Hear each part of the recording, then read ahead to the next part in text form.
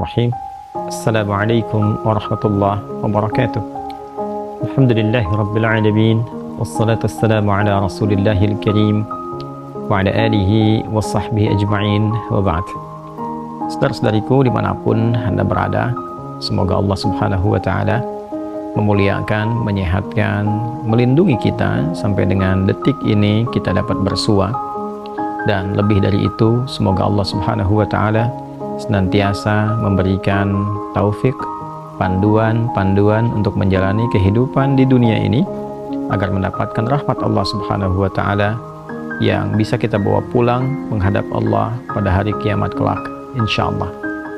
Teman-teman, malam ini di tanggal 26 Oktober 2023 Masehi, edisi spesial yang biasanya kita membahas Aqsa dengan cukup panjang.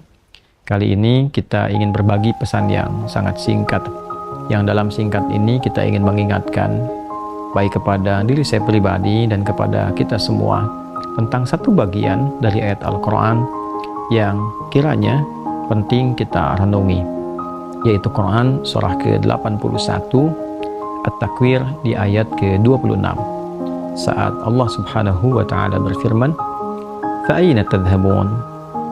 Maka engkau itu sesungguhnya mau kemana? Ayat yang singkat tapi begitu padat dan sangat mendalam, memberikan satu kesan yang cukup menusuk ke dalam jiwa setiap manusia. Pertanyaan yang datang langsung dari pencipta kita, sesungguhnya engkau mau kemana? Allah sudah menjelaskan mengapa kita diciptakan.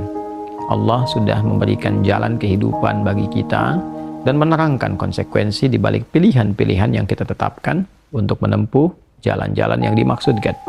Bila benar, resikonya seperti ini. Bila salah, konsekuensinya demikian.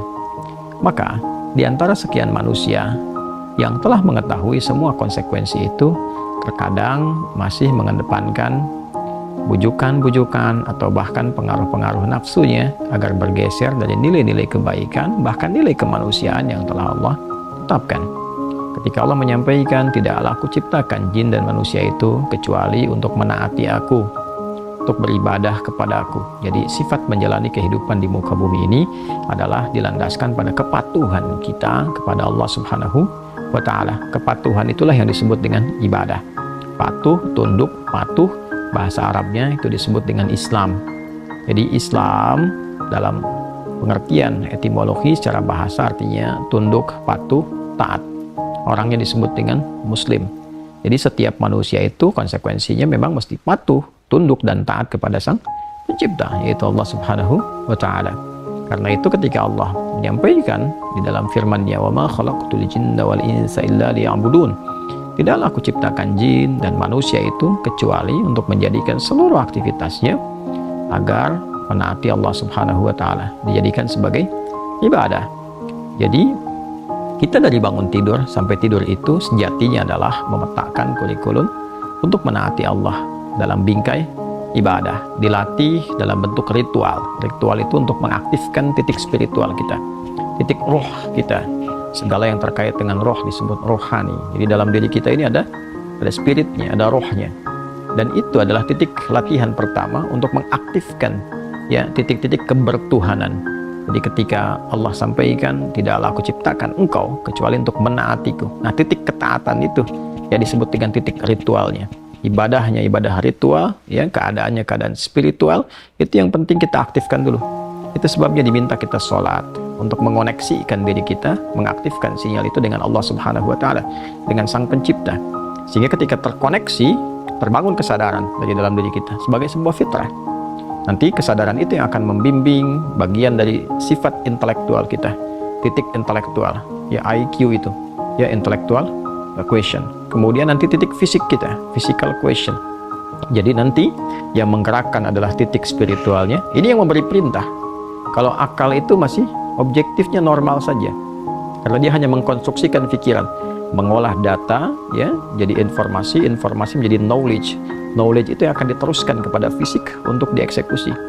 Ya, bagaimana nanti lisan bicara, seperti apa konstruksi bicaranya, mengatur katanya bagaimana, memilihnya seperti apa, menjelaskannya bagaimana. Tapi perintah untuk melakukan itu sumbernya dari sini. Ya, dari titik terdalamnya. Di dalam itu cuma ada dua.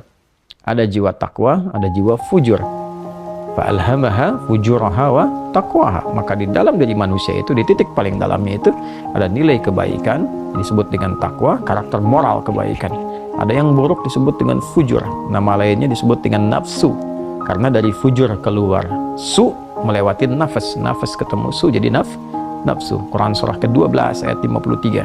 Wa ma ubarni'un nafsi innan nafsa la'ammaratun bisu illa ma rahima rabbi. Maka semua tindakan kita, menatap, mendengar, berbicara, bertutur, sampai dengan berjalan, ujung kepala sampai ujung kaki, yang kita jadikan sebagai bagian dari perangkat beraktivitas itu, semua tatanannya, perintahnya kalau tidak dari takwa adalah dari fujur. Kalau bukan dari sifat baik, sifat buruk yang bersumber dari nafsunya. Maka semua kegiatan yang kita desain dalam setiap hari itu kita tata, dan Allah tanya, baik, engkau untuk apa bekerja? Ya Allah, saya ingin mencari rezeki. Baik, bagus, untuk dapat uang. Setelah dapat uang mau kemana? Pengen kaya. Setelah kaya mau ngapain? Beli ini, beli itu. Setelah itu mau ngapain? Ditanya terus sampai ujungnya. Fa'aina tadhhabun, sampai ke titik puncaknya. Kalau kamu sudah meraih apa yang kamu inginkan itu, harta sudah banyak terkumpul, sudah mewah, rumah sudah megah, mobil melimpah, hidup juga kaya begitu rupa, terus mau ngapain? Ya. Maka orang-orang yang bingung pada akhirnya dia mencari-cari ketenangan. Akhirnya balik lagi, sudah kaya segala rupa, cuma cari ketenangan, akhirnya balik lagi ke desa, nyewa gubuk, nanam kangkung, nanam cabai. Terus kalau memang dengan seperti itu bisa bahagia, kenapa selama ini kerja keras mendapatkan sesuatu yang dikumpulkan? Balik ditanya, kamu kedudukan pengen jadi apa? Terus yang di militer pengen dapat bintang 1, 2, 3, 4, kalau perlu jenderal besar, bintang 5. Setelah itu mau ngapain? Mau diarahkan kemana semua itu? Karena pada akhirnya semua bintang akan berguguran. Ya, wafat juga, meninggal juga. Kalau sudah selesai, purna, selesai. Demikian yang punya ilmu, punya jabatan, macam-macam. Mau diapain? Ya, ketika semua titik itu mencapai pada titik jenuhnya, di akhir itu akan balik kan. Ya, jabatan purna, harta juga jenuh, ya. Di titik itu kita disadarkan, ditanya, mau kemana?